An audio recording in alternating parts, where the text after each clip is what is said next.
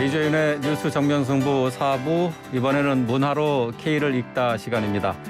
문재인 정부에서 만들어진 국민청원 홈페이지가 운영을 종료했습니다. 국민들이 개인의 문제부터 사회 문제까지 직접 청와대에 얘기할 수 있는 소통의 장이어서 많은 이야깃거리를 남겼는데요.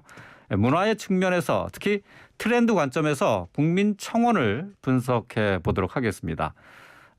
도움 말씀 주실 분 마크로미래 엠브레인 윤덕환 이사 나오셨습니다. 안녕하세요. 네, 반갑습니다. 네. 자, 먼저 국민청원 게시판의 성과부터 좀 정리해 주실까요? 네, 숫자가 아주 많이 있습니다. 네. 국민이 물으면 정부가 답한다 이런 모토로 그 문재인 정부 취임 100일 만에 이제 개설이 되는데요. 이게 2017년 8월 19일이었습니다. 네. 이때부터 이제 지난 2022년 5월 9일 날 종료했는데요. 이때까지 총 방문자 수는 한 5억 1,600만 명 누적해서 이 정도 됐고요. 이건 이제 평균으로 따지면은 청원 개수는 이제 한 111만 건 가까이 되고요. 예. 이거를 이제 평균으로 따지면은 하루 평균 31만 1,800만 명, 1,800만 명쯤 되고요. 그 청원 게시물 기준으로는 하루 평균에 670건 정도가 게시가 됐다고 하네요. 예. 그리고 같은 기간 동안에 누적 동의자 수가 한 2억 3천만 명 정도 되고 어마어마합니다, 숫자는.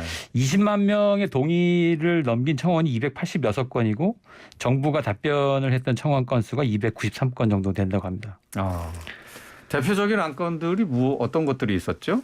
뭐 이게 그 가장 유명한 그 동의 건수가 텔레그램 성착취 사건이 대표적이죠. 이게 여기서 시작한 거예요? 그렇죠. 이게 769만 명의 동의를 얻은 역대급 사건이라고 할 수 있겠습니다. 이 밖에도 뭐 그 민식이 사건을 얻은 그 스쿨존 건이라든지 여러 가지 건들이 좀 있었죠. 네. 그렇군요. 정인이 건도 여기서 시작된 거죠. 이것도 있었습니다. 이게 참 사회적으로 크게 그 반향을 일으켰던 사건들이 여기서 시작됐다. 이게 잘 모르는 분들이 더 있을 것 같아요. 그렇죠. 예. 소통의 장이 되기도 했지만은 글쎄 이제 부작용을 지적하는 사람들도 많이 있었습니다. 국민들이 국민청원 게시판에 대해서 어떻게 평가를 하고 있는 것으로 나타났습니까? 이게 그 정파적인 입장을 드러내기도 했는데요. 실제로 이제 2019년도 그 패스트트랙 때문에 정부 야당과 여당이 이제 갈등할 때 상대당을 해산해라 이런 건수가 뭐 100만 건이 넘는 정도로 엄청나게 맞붙었었습니다. 그래서 이게 굉장히 어두운 면 중에 하나죠. 그거 말고도 뭐 일간지들은 주로 언론사들은 이거 대체로 이제 부정적이었습니다. 왜냐하면 여기에 이제 국민청원 게시판이라는 게 미확인 사실을 주로 이제 공론화하거나 이렇게 뭐 약간 좀 다른 표현을 쓰면 이제 배설한다 이런 식의 이제 표현을 써가면서 비난을 했는데 여긴 또 양면성이 있습니다. 이 언론사의 각자의 어떤 정파적 입장에 따라 가지고 그 실제로는 청원 게시판에 굉장히 미미한데 그거를 사례로 뭐 예를 들어서 2달치 밥값을 받고 싶어요. 이런 자영업자의 호소다. 이러면서 이제 기사를 쓰는 언론사도 있었는데 여기서 얻어가지고 청원 게시판에 나와 있는 것을 소재로 해서 썼는데 실제로 동의 수가 이제 500건 정도밖에 안 되는 뭐 이렇게 이제 굉장히 정파적으로 이용하기도 하고 뭐 비난하기도 하고 뭐 이런 식의 건이 기사를 있었는데 위해서 청원 게시판에 글을 올렸다 이렇게 봐도 되겠네요. 그렇게 보는 사람들도 꽤 있었습니다. 근데 이제 국민들의 평가는 대체로 이제 긍정적이었는데 이 숫자를 말씀드려야 되니까 제가 요거를 좀 말씀드릴게요.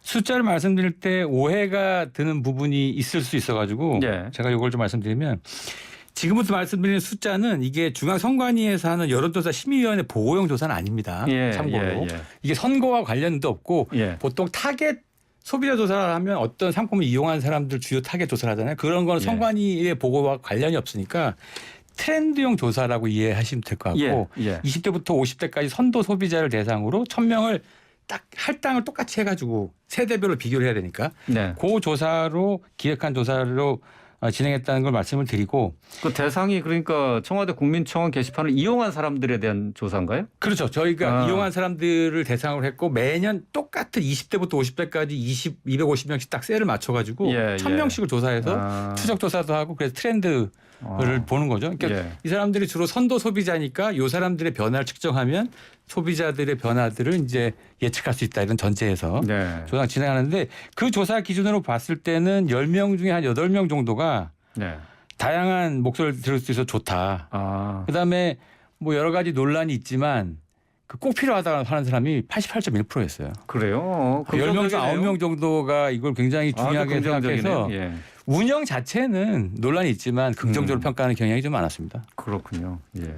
근데 이 국민청원 게시판 이게 다른 나라에도 유사한 게 있나요? 다른 나라에도 유사한 게 있죠. 예. 기본적으로 원래 이 청원 게시판을 벤치마킹한 데가 2011년 오바마 행정부가 만들었던 We the People이라고 하는 이 예. 게시판이 있어요. 거기서 예. 따와서 만들었는데 여기는 숫자로 보면은 문턱이 좀 낮아 보입니다. 예를 들어서 30일 한 달 기준으로 한 10만 명이 넘으면 이제 그 행정부가 응답을 한다고 돼 있는데 예. 여기 약간 그 트릭 같은 게 있어요. 문턱이 낮아 보이는데 의외로 높습니다. 왜냐하면 그 진입장벽에 처음 이 글을 올릴 때 스스로 이렇게 셀프 분류를 해야 돼요.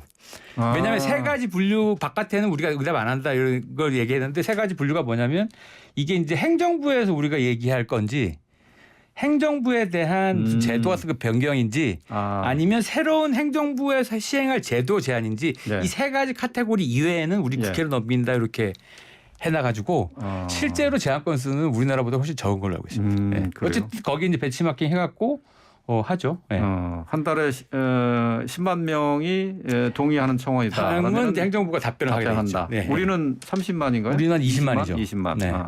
인구 수로 따지면은 그 미국이 훨씬 더 많죠. 많은데 3억 3천인가 4천 되는데 그렇게 보면은 뭐 문턱이 낮은 것 같지만은 실질적으로는 그렇지는 않다. 그리고 활성화돼 있지 우리처럼 활성화돼 있지 않은 거잖아요. 우리나라가 아주 특별한 경우죠.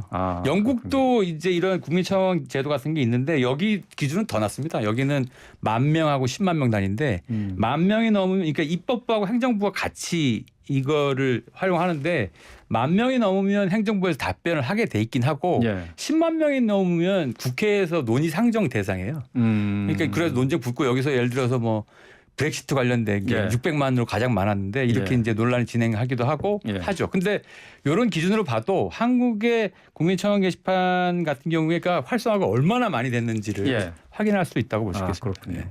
이 국민청원 게시판을 대상으로 해가지고 이 트렌드 관점에서 분석할 수 있습니까?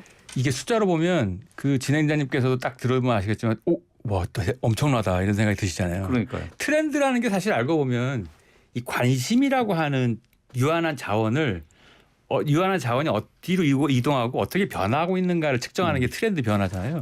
이런 측면에서는 국민청원 게시판의 변화를 추적하는 게 트렌드 변화를 읽는 굉장히 중요한 단서가 되죠. 그런가요? 네. 그 코로나를 거치면서도 또 이 트렌드 관점에서 이 국민청원 게시판에도 좀 변화가 좀 포착이 됐습니까? 수치로 보면 변화가 아주 급격하게 있습니다. 그래요? 네. 2018년도 저희가 했던 트렌드 조사 이 경험을 보면 2018년도 기준으로 여기에 이제 청와대 경영 게시판에 글을 작성한다거나 뭐 동의들의 참여 경험이 한 49% 정도 됐거든요. 2명 중에 1명 정도 수준인데 이게 2021년도 딱 3년 텀을 두고 했을 때 71.7% 급증합니다. 또 그거 많은 사람들이 관심을 갖고 글도 썼고 그랬다는 얘기네요. 네네네. 이 그 코로나와 뭔가 연관이 있는 거네요. 관련성이 있죠.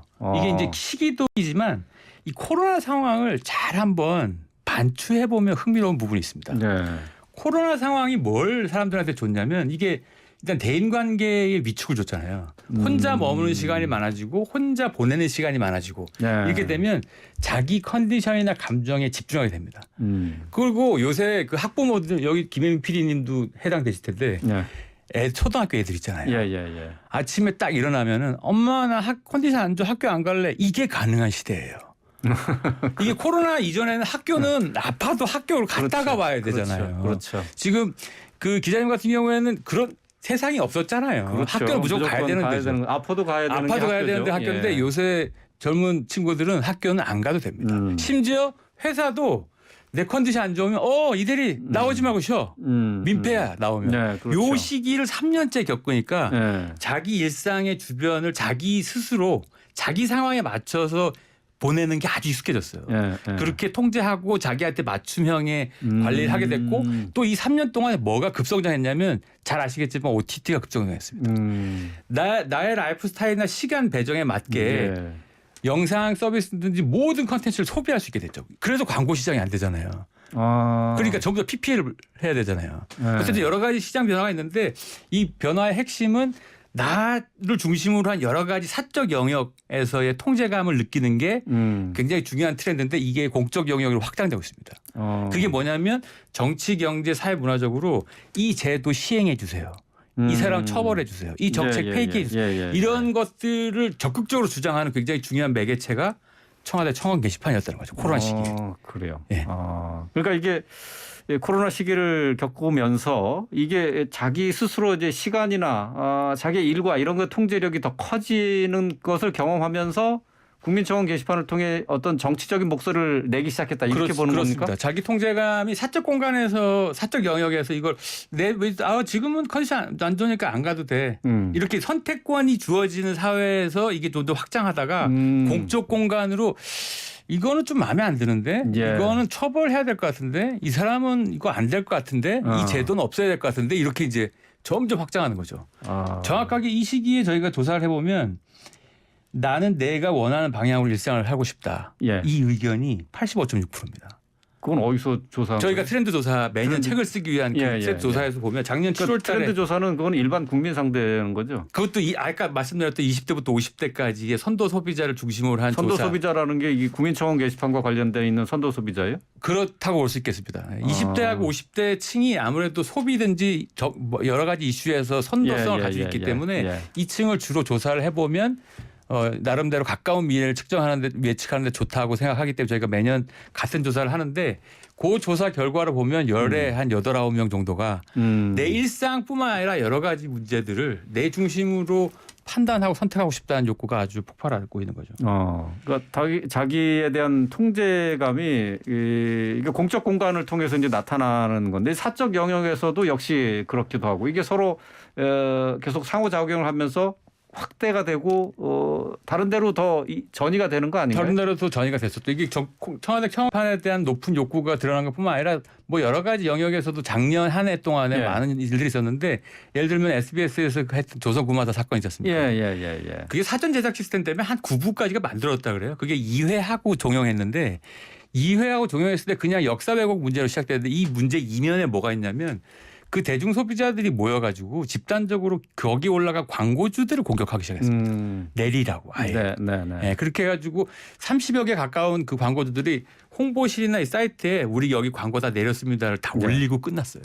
이전엔 없던 현상입니다. 그냥 논란이 있으면 작가가 그 대본을 수정하고 그냥 가는가 했었는데 이전과 좀 다른 현상들이 나타난 거죠. 이 조선 구마사 사건 이 드라마 관련한 것도 역시 이 자신의 게시판을 통해서 국민청원 게시판을 통해서 시작된 건가요? 그건 아니 거기도 드러난 그 몇 개나 있는데 그보다는 이 사람들이 대중 소비자들 모여서 자신들의 통제감을 적극적으로 드러낸 사건 중에 하나라고 볼 수 있겠죠. 그렇군요. 여러 가지 영향을 많이 미쳤는데 그 SNS 또 유튜브 모든 국민들이 자신의 미디어를 갖고 있는 시대 아닙니까? 이 국민청원 게시판 같은 공적 소통 수단이 앞으로 그만큼 또 필요한 시대 아닌가 싶어요. 그렇죠. 사적으로 막 이렇게 막 표현하는 것 자체는 어차피 수습이 안 되고 뭔가 생산적인 정책이나 이런 것도 아젠다로 모으기 힘드니까. 게다가 이제 공적 공간에서 사람들한테 이런 이렇게 정리된 형태의 공간을 마련해 주면 감정들을 좀 이렇게 스스로 이렇게 자제를 하거든요. 그래서 스스로 정리하면서 이슈를 정확하게 잘 정리해서 올리기 때문에 그리고 원칙들만 잘 밝혀가지고 그 소통하는 공간으로 다시 한번 론칭을 했으면 좋겠다는 의견들이 많습니다. 그러니까 새로운 형태의 소통 플랫폼이 지금 윤석열 정부에도 필요하다 이렇게 보시는 거죠. 그렇죠. 그러니까 뭐 그거를 기대하는 사람들이 많을 텐데 어차피 지금 취임하신 윤 대통령께서도 소통을 굉장히 강조한 대통령이시고 이전 정부의 소통의 문제를 많이 지적했기 때문에 뭐 새로운 형태의 소통 공간을 마련해 줄 거라고 믿습니다. 그러니까 이게 정부 국정 운영에도 도움이 되는 거고 예. 국민 통합에서도 중요한 요소가 될 수 있다. 이제 그렇게 생각을 해야 되겠네요. 네네. 예. 자, 오늘 말씀 여기까지 듣도록 하겠습니다. 하나만 더 말씀을 드려야 예. 되는데 되게 중요한 것 중에 하나가 예를 들어서 약간 그 소통의 의미를 미스매치한 가능성도 조금 있거든요. 그게 무슨 뜻이냐면 예. 전통적으로 보수적인 정보는 소통이라고 하면 홍보 쪽을 강조했어요. 예. 그런데 지금의 그렇게 되면 소통 강화는 언론과의 관계 강화가 될 가능성이 있어요. 그런데 한 방향으로 일방적으로 지금 대중 소비자들의 욕구는 예. 통제 가능성을 확대하는 차원이라고 말씀드렸잖아요. 예. 지금의 그 소통 대중 소비자들 시민 대중들이 생각하는 소통은 예. 내 얘기를 들어달라는 소통일 가능성이 매우 커요. 예. 그래서 이거에 밸런스를 맞추는 게 굉장히 중요하다. 예, 쌍방향 소통, 일방적인 게 아니라 국민들의 직접 여론을 반영해달라. 그런 듣는 얘기가 과정이 되겠네요. 중요하다. 예, 알겠습니다. 마크로밀 엠브레인의 윤덕환 이사였습니다. 말씀 잘 들었습니다. 네, 감사합니다.